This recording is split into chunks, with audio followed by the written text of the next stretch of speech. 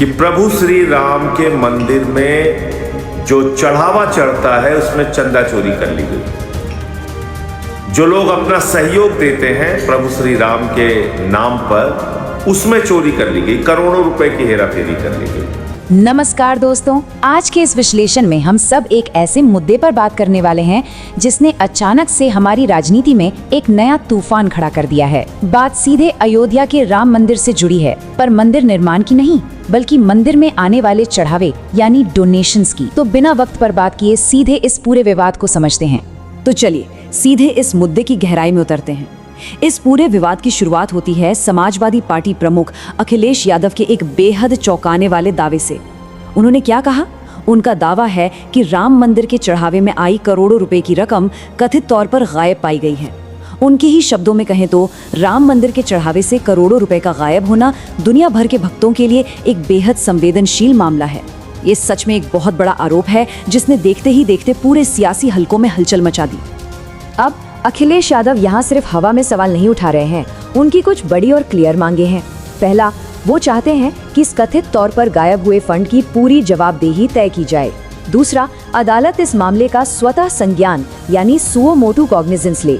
इसके अलावा उनका ये भी कहना है कि इस मुद्दे पर सरकार की चुप्पी बहुत ही संदिग्ध है और इसलिए लाखों करोड़ों राम भक्तों के लिए इस पूरे मामले में एब्सोल्यूट ट्रांसपेरेंसी होनी चाहिए। और देखिए, ये मामला सिर्फ यहीं तक नहीं रुका। आम आदमी पार्टी के संजय सिंह ने इस अटैक को और तेजी देते हुए एक बेहद तीखा बयान दे दिया। उन्होंने सीधे तौर पर कहा, राम राम जपना, पराया माल अपना और बीजेपी वाले चंदा चोर हैं। यहाँ बहुत साफ तौर पर देखा जा सकता है कि विपक्ष इस मुद्दे को एक बड़े पॉलिटिकल हथियार की तरह इस्तेमाल कर रहा है। जय साथियों, आज आप लोगों ने एक खबर देखी होगी, सोशल मीडिया पे काफी चल रही है कि प्रभु श्री राम के मंदिर में जो चढ़ावा चढ़ता है उसमें चंदा चोरी कर ली गई। जो लोग अपना सहयोग देते हैं प्रभु श्री राम के नाम पर, उसमें चोरी कर ली गई, करोड़ों रुपए की हेराफेरी कर ली गई। अब इसमें जो एक उनके पदाधिकारी का बयान आया है वो भी साफ तौर पे मना नहीं कर रहे हैं। उसमें कहीं से भी वो ये नहीं मना कर रहे हैं कि भाई चोरी हुई या नहीं हुई। मैं पहले दिन से कह रहा हूं कि भारतीय जनता पार्टी के लोगों को, भाजपाइयों को प्रभु श्री राम में कोई आस्था नहीं है, कोई श्रद्धा नहीं है। ये फर्जी खाली अपने आप को राम भक्त बताने का काम करते हैं। इनसे सावधान रहना होगा। ये चंदा चोर लोग हैं, मैं पहले दिन से कह रहा हूं, तो इनसे सावधान रहिए। ये करोड़ों की चंदा चोरी का जो मामला हुआ है, नया जो मामला सामने आया है, इसको लेकर आवाज उठाइए। हम अपने भगवान श्री राम के नाम पर, मर्यादा पुरुषोत्तम भगवान श्री राम के नाम पर चंदा चोरी नहीं होने देंगे, उनके चढ़ावे में चोरी नहीं होने देंगे और इसके खिलाफ आवाज उठाते रहेंगे। तो मैं, जो पदाधिकारी महोदय ने स्टेटमेंट जारी किया है, चंपत राय जी, उनसे सिर्फ इतना कहना चाहता हूं कि आप प्रभु श्री राम के प्रतिमा पर हाथ रख के सौगंध खा के ये कह दीजिए कि चंदा चोरी नहीं हुई है, आपकी बात लोग मान लेंगे। आप प्रभु श्री राम की मूर्ति पर हाथ रख के कसम खाइए चंपत राय जी की चोरी नहीं हुई है। अगर आप सच्चे हिंदू हैं, आप इस चीज को करके दिखाइए, वरना बताइए किन किन लोगों ने चंदा चोरी किया और उनके खिलाफ कार्रवाई करवाइए। जय हिंद। रहा है। देखिए, हम यहाँ किसी का पक्ष नहीं ले रहे, लेकिन ये समझना बहुत जरूरी है कि ये पॉलिटिकल आरोप कितने ज्यादा सीरियस होते जा रहे हैं। अब बढ़ते हैं दूसरे पहलू की तरफ, संतों का पलटवार। और इस पर महंत वरुण दास का क्या जवाब आया है? इस कंपैरिजन को ध्यान से देखिए। एक तरफ अखिलेश यादव का दावा है कि मंदिर प्रशासन में निगरानी यानी ओवरसाइट की कमी है, जिस वजह से करोड़ों का ये कथित घपला हुआ। वहीं ठीक इसके उलट महंत वरुण दास का बड़ा काउंटर आर्ग्यूमेंट ये है कि मंदिर का प्रशासन पूरी तरह सक्षम है और सबसे बड़ी बात, उनका कहना है कि इसकी कार्यशैली पर सीधे पीएमओ यानी प्राइम मिनिस्टर्स ऑफिस की नजर रहती है। तो ये उन आरोपों के खिलाफ एक बहुत ही सॉलिड डिफेंस पेश किया गया है।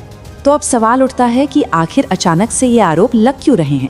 महंत वरुण दास का साफ तौर पर मानना है कि ये आरोप सिर्फ और सिर्फ आने वाले चुनावों से पहले हिंदू जनता के बीच भ्रम फैलाने का एक वेल प्लान तरीका है। उनका तर्क बड़ा सीधा है, क्योंकि चुनाव आने वाले हैं, इसलिए ऐसी भ्रामक चर्चाएं शुरू की जा रही हैं ताकि वोटर्स को कंफ्यूज किया जा सके। इस बहस में एक थोड़ा पर्सनल और हिस्टोरिकल एंगल भी जुड़ गया है। महंत वरुण दास ने इतिहास का एक पन्ना पलटते हुए कहा, राम जन्मभूमि आंदोलन के समय उन्होंने परिक्रमा करने वाले भक्तों को सलाखों के पीछे डाल दिया था। मैं खुद 1 हफ्ते तक जेल में बंद था। इस हिस्टोरिकल कॉन्टेक्स्ट के जरिए वो सीधे तौर पर ये सवाल उठा रहे हैं कि जो लोग पास्ट में इस आंदोलन के खिलाफ थे, वो आज इसकी व्यवस्था पर अचानक से सवाल कैसे उठा सकते हैं। मंदिर प्रशासन का इस पर रुख एकदम क्लियर और मजबूत है। उनका साफ कहना है कि वो लोग पूरी तरह से सक्षम हैं। अगर अंदरूनी लेवल पर किसी भी तरह की कोई गड़बड़ी या इश्यू होता भी है तो उनके पास ऐसे लोग हैं जो खुद इसका संज्ञान लेकर इसको ठीक कर सकते हैं। उन्हें बाहर से किसी भी तरह की पॉलिटिकल दखलंदाजी यानी इंटरफेरेंस की बिल्कुल कोई ज़रूरत नहीं है। तो दोस्तों, अब हम इस एक्सप्लेनेर के आखिरी पड़ाव पर हैं और एक बहुत ही बड़ा, सोचने पर मजबूर करने वाला सवाल यही बचता है, क्या ये सच में ट्रांसपेरेंसी का यानी पारदर्शिता का एक रियल क्राइसिस है या फिर सिर्फ इलेक्शन सीजन में अपनाई जाने वाली एक पॉलिटिकल टैक्टिक? एक तरफ विपक्ष जवाबदेही मांग रहा है और दूसरी तरफ संत समाज इसको पूरी तरह से चुनावी प्रोपेगेंडा बता रहा है।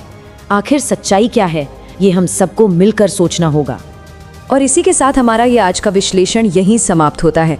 उम्मीद है इस 4 मिनट के एक्सप्लेनर से इस पूरे विवाद के दोनों पहलुओं को साफ तौर पर समझने में मदद मिली होगी। अगर ये जानकारी पसंद आई हो तो प्लीज़ इसे लाइक करें, अपने दोस्तों के साथ शेयर करें और कमेंट सेक्शन में अपनी राय ज़रूर लिखें। और हाँ, ऐसे ही शानदार और निष्पक्ष एक्सप्लेनर आगे भी देखते रहने के लिए हमारे YouTube चैनल स्टोरी टेलर को सब्सक्राइब करना बिल्कुल न भूलें। धन्यवाद।